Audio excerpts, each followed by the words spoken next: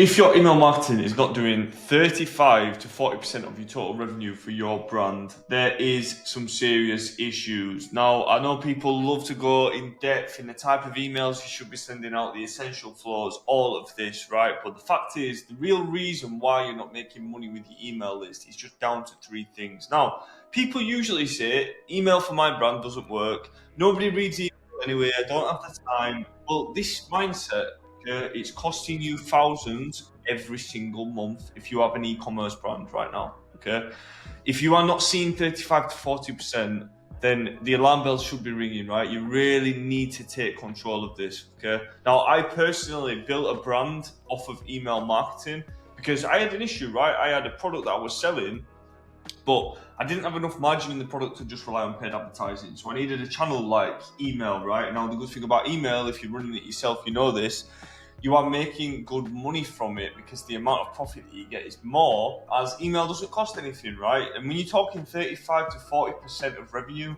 it's almost half of your revenue for your store. So if you don't have it at that level, you almost can't compete with the bigger brands, right? And this is the issue that most people are in.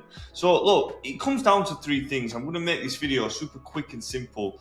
Now, the first thing is your sending frequency is killing your sales, right? That's your first reason.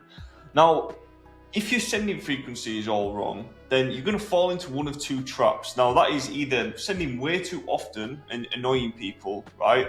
Or sending not enough and being completely forgotten. These are both dangerous things to be in, but the truth is, if you only email once a month, you are not building any habit or trust. And if you email daily without value, then you're going to be seen as a spammer, and nobody's buying from spammers, right? So you need to find your sweet spot. Now, for many e-com brands, that's 2 to 4 times a week. I wouldn't suggest anything less, with a good mix of offers, stories, and helpful content. Now, don't just try and sell all the time. You actually want to be nurturing your list. You want to build anticipation for the next email. Now, you do this by including people into your brand, giving them a little bit of an inside scoop. Now, one of the biggest mistakes is just sending emails that are buy this, buy this, buy this, right? You've got to understand that everybody's doing that.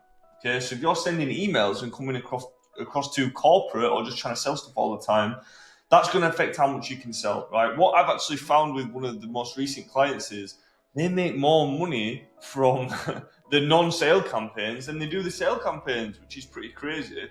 But what that goes to show is when you are sort of providing value up front and you're not directly asking for something back, people appreciate that. And what people also do is they get a bit more invested into your brand. Now, you might be thinking, well, you know, my business is not much stuff going on, but you need to educate people about what's going on in your business. Like, you could even put you've hired a new member of staff, or maybe if you're selling a wide range of products, staff pick of the week, or a founder story, like these different types of things. Now, you can use AI and ChatGPT to help you with this, but really hammer in on that sender frequency and get 2 to 4 emails out per week. But you need to get both right. So you need to up the frequency to 2 to 4 per week, campaigns that is.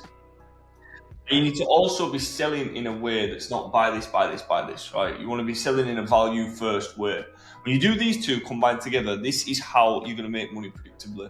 Okay. Now, what you also want to understand with campaigns is, and this took me a long time to figure this out, by the way, when you are sending a campaign email out to your list, right, that is going to trigger people to come shop on your site. Now, when someone comes and shops on your site, if they're leaving abandoned checkout, for example, they will be getting 3 to 5 emails from your abandoned checkout flow. So the campaigns are important because if you keep sending campaigns out, you're triggering people to the site, and then that pushes them through the email flow automation. So then all of a sudden, you've got this list of people, you've sent an email out to one person, you've actually shown them something of value, they've gone onto your website, and then they're getting hit with 4, 5, 6 times more campaigns and seeing your brand. So that's 6, 7 times more chance that they're going to buy your products. Okay, now if you do this in a good way, in a tasteful way, you're going to convert a lot of those people, right? The second reason is your sender reputation sucks.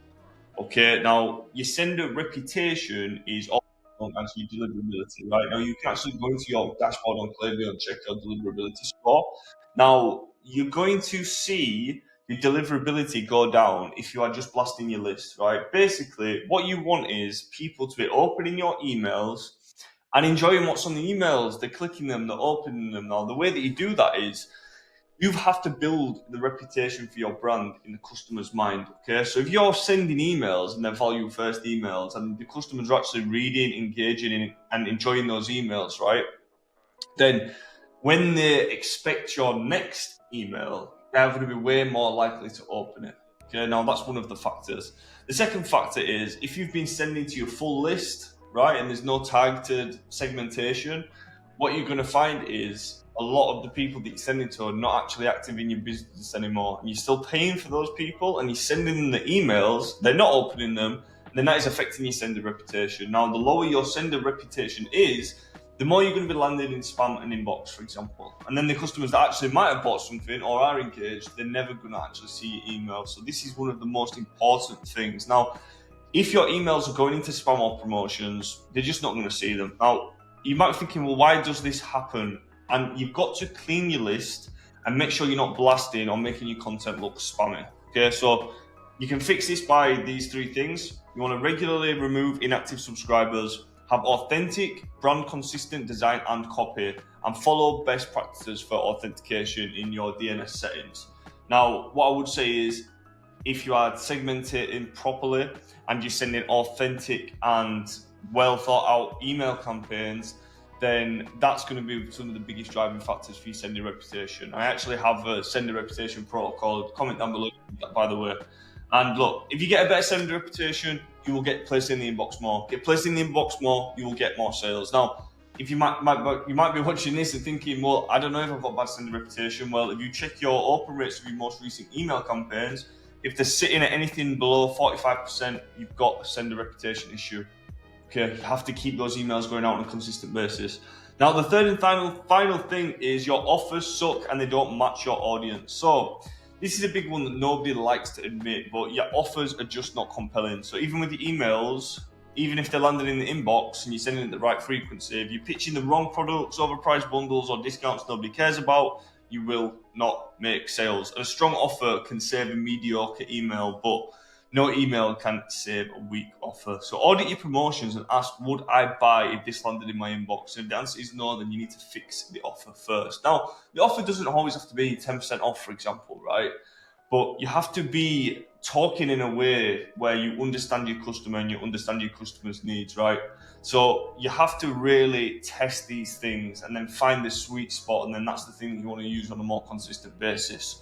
But when you match these three things together, you will fix a large majority of your email list and start making money straight away. Okay, now to get up to the 35 to 40%, I'm not going to sit here and tell you that's an easy job, right? That is going to require a lot of testing, a lot of fixing. But if you are doing these three things correctly, you will be doing 75% of this, right? 75% of this. So yeah, hope that helped. There's going to be a video coming up right about here. Take a watch after this one. All the best.